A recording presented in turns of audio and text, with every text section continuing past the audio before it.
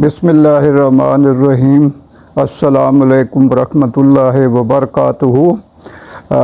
मैं आपको आज के प्रोग्राम में खुश आमदीद कहता हूँ।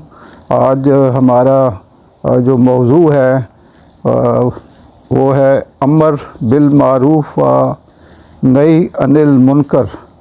तो इस पे इंशाअल्लाह अपनी तरफ से पूरी कोशिश होगी कि अपने पाकिस्तानी भाइयों को, बहनों को, बेटियों को सही तरीके से मैं इसके बारे में आगाह कर सकूं।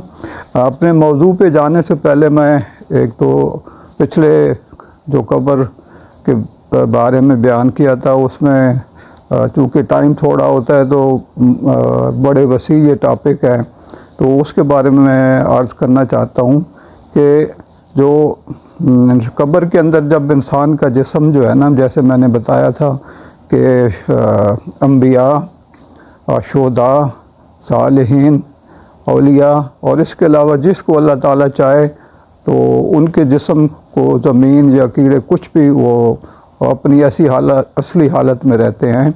ये अल्लाह ताला की उनके लिए ख़ुसूसी तौर पे एक इनायत है। लेकिन जो बाकी जो लोग होते हैं उसमें यह है कि कब्र के अंदर जो है ना, अल्लाह ताला वहाँ पे कीड़े भी पैदा हो जाते हैं, सांप बिच्छू सब जो भी चीज़ें होती हैं तो जिस्म को वो खाना शुरू कर देते हैं।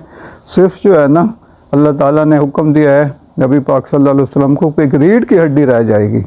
रीढ़ की हड्डी इसलिए रह जाएगी कि जब इंसानों को क़यामत वाले दिन दोबारा अल्लाह ताला पैदा करेंगे तो वो रीढ़ की हड्डी से जो है ना हर चीज़ जुड़ती जाएगी। तो सिर्फ वहाँ पे जिस्म का एक बाकी जो है ना मिट्टी में मिल जाएंगे, लेकिन रीढ़ की हड्डी जो है ना वो मौजूद रहेगी।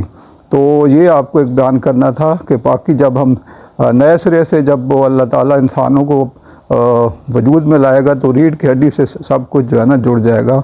तो अल्लाह के लिए तो कोई मुश्किल नहीं है, वो तो कहेगा हो जा तो बाकी सारा सिलसिला हो जाएगा। इसके अलावा जब मैयत को दफन कर दिया जाता है तो उस वक्त तो जब वो कब्र के ऊपर दुआ मांग ली जाती है और वो लवाहिकीन बाकी रिश्तेदार जो लोग जो होते हैं तो मैयत जो होती है उनके पाँव के चलने की आवाज़ भी सुनती है। तो इसका मतलब बात है कि उस वक़्त जो है ना इंसान की रूह जो है ना वो आसमान से नीचे, चाहे नेक है या दूसरी जो जहन्नमी होंगे उनकी कब्र में रूह पहुंच जाती है, उसका हिसाब का सिलसिला जो है ना शुरू हो जाता है। तो ये आपको बताना ज़रूरी था। अब मैं अपने असली टॉपिक की तरफ आता हूँ। अमर बिल मारूफ का मतलब है नेकी का हुक्म देना और नई अनिल मुनकर का मतलब है बुराई से रोकना। ये बड़ा आसान सा टॉपिक है। ये बात तो हर आदमी जानता है कि अल्लाह सुब्हान ताला नेकी और नेक लोगों को पसंद फरमाते हैं, बुराई और बुरे लोगों को नापसंद फरमाते हैं। इसलिए अल्लाह ताला ये भी चाहते हैं कि दुनिया में हर जगह नेक लोग ज़्यादा हों और नेकी का गलबा रहे, बुरे लोग कम हों और बुराई मगलूब रहे। चुनांचे अल्लाह सुब्हान ताला ने अहले ईमान को मर्द खुद नेक बनकर रहने और बुराई से बचने का हुक्म ही नहीं दिया, बल्कि साथ साथ दूसरों को भी नेकी का हुक्म देने और बुराई से रोकने का हुक्म दिया है। इसी अजीम मकसद की खातिर अल्लाह ताला ने अंबियाए कराम को मबूस फरमाया और अंबियाए कराम का सिलसिला ख़त्म होने के बाद उम्मत मुहम्मदिया के उलमा फुज़ला को खुसूसी और उम्मत के दीगर अफराद को अमूमन इसका मुकल्लिफ़ ठहराया। तो देखें कि अल्लाह ताला ने वाज़ेह तौर पे जो है ना ये चीज़ कर दी है कि हर मुसलमान पे ये चीज़ फ़र्ज़ है कि वो नेकी का हुक्म दे और बुराई से रोके। मैं अब एक कुरानी आयात का तर्जुमा बयान करता हूँ। अल्लाह ताला ने फरमाया है, तुम बेहतरीन उम्मत हो जिसे लोगों की हदायत के लिए मैदान में लाया गया है। तुम नेकी का हुक्म देते हो, बुराई से रोकते हो और अल्लाह पर ईमान रखते हो। सूरत आल इमरान आयत नंबर 110। एक और मैं सूरत का आयत का जो है ना तर्जुमा बयान करता हूँ। और तुम में से एक जमात मुराद उलमाए कराम ऐसी ज़रूर होनी चाहिए जो नेकी की दावत दे, भलाई का हुक्म दे और बुरे कामों से रोके। यही लोग फलाह पाने वाले हैं। सूरत आल इमरान आयत नंबर 104। तो ये बताने का मकसद इसलिए वाज़ेह किया गया है کہ امت محمدیہ صلی اللہ علیہ وآلہ وسلم دوسری تمام امتوں کے مقابلے میں بہترین امت اس لیے بھی کہا گیا ہے کہ نیکی کا حکم دینا، برائی سے روکنا ان کا خاص وصف ہے۔ تو یہ دیکھیں کہ باقی امتوں کے مقابلے میں ہماری جو نبی پاک صلی اللہ علیہ وسلم کی امت ہے اس کو فوقیت دی گئی ہے، اس لیے ہمیں بھی کوشش کرنی چاہیے کہ ہم بھی اللہ کے حکم اور پیارے حبیب حضرت محمد صلی اللہ علیہ وسلم کی سنت کے مطابق جو ہے نا اس چیز کو آگے دوسروں تک بھی پھیلائیں۔ ایک اور آیت ہے، اللہ تعالیٰ ان لوگوں کی ضرور مدد فرماتا ہے جنہیں اگر ہم زمین میں اقتدار بخشیں تو وہ نماز قائم کرتے ہیں، زکوٰۃ دیتے ہیں، نیکی کا حکم دیتے ہیں اور برائی سے روکتے ہیں، اور تمام کاموں کا انجام اللہ کے ہاتھ میں۔ سورۃ حج آیت نمبر 41۔ ابھی اس میں اللہ تعالیٰ جو ہے نا واضح طور پہ فرما رہے ہیں کہ اللہ تعالیٰ جن کو اقتدار جیسے ہمارے حکمران ہیں تو ان کو واضح اللہ تعالیٰ نے حکم دیا ہے کہ آپ نے بھی یہ کام کرنا ہے۔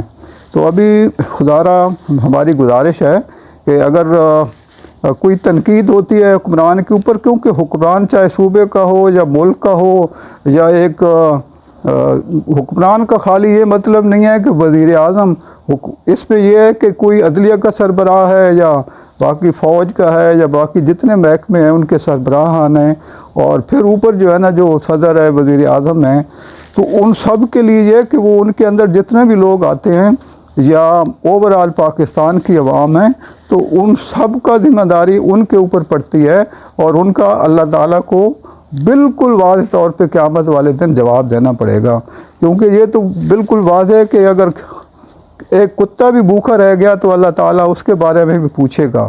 تو ہم تو انسان ہیں، اگر یہ جس طور سے ہم گزر رہے ہیں تو اس میں خدارہ اگر تنقید ہوتی ہے تو یہ لوگوں پہ سختی نہ کریں، کیونکہ پہلے ہی بیچارے عوام مہنگائی کے اس میں پسے ہوئے ہیں اور اتنی زیادہ وہ ان کی مشکلات ہیں کہ بجلی کے بل باقی چیزوں تو ان کے اوپر سختی کرنے کے بجائے نرمی کا مظاہرہ کریں، اور تاکہ قیامت والے دن، کیونکہ آپ نے جواب دینا ہے اور ہم لوگوں نے جن کے ساتھ زیادتی ہوگی تو انہوں نے اللہ تعالیٰ سے سوال کرنا ہے اور گواہ بننا ہے۔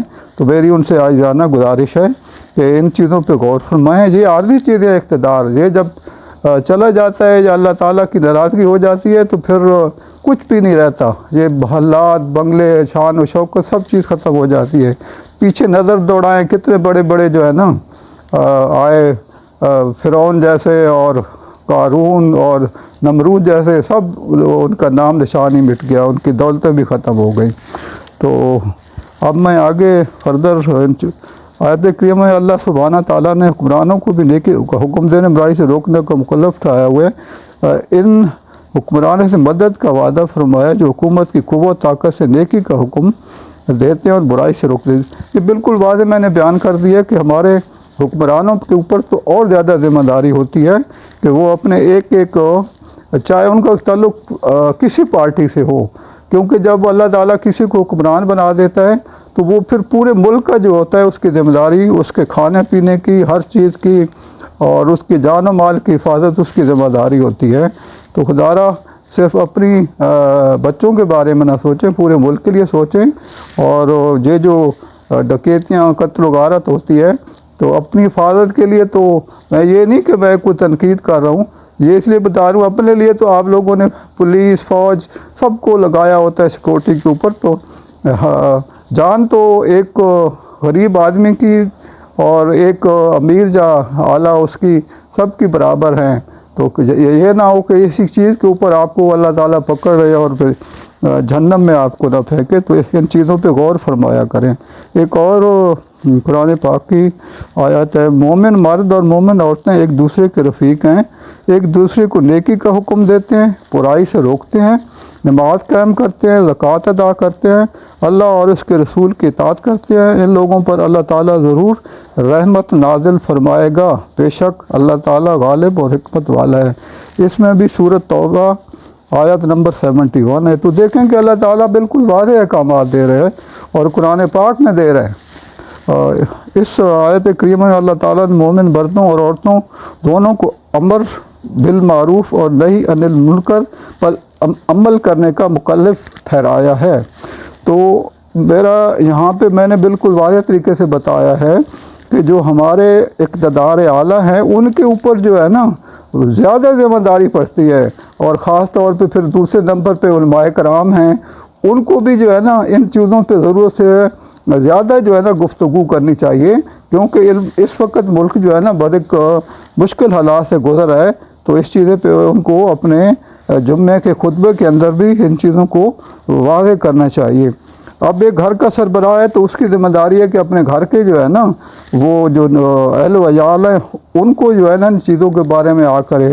اگر گھر کا سربراہ نہیں ہے، خاتون ہے، تو وہ اپنے بچوں کو صحیح طریقے سے دین کے بارے میں اور باقی چیزیں جو ضروری ہے اسلامی لحاظ سے ان کے بارے میں ان کو آگاہ کرے، اور یہ ان کی ذمہ داری میں ہوگی، اللہ تعالیٰ ان سے پوچھے گا۔ تو اللہ تعالیٰ نے جو ہے نا یہ ہمارے لیے بالکل واضح طور پہ یہ چیزیں بتا دی ہیں۔ قرآن مجید میں امر بالمعروف اور نہی عن المنکر کے بارے میں جو فضائل اللہ سبحانہ تعالیٰ نے بیان فرمائے ہیں، ان میں سے چند ایک درج ذیل ہیں۔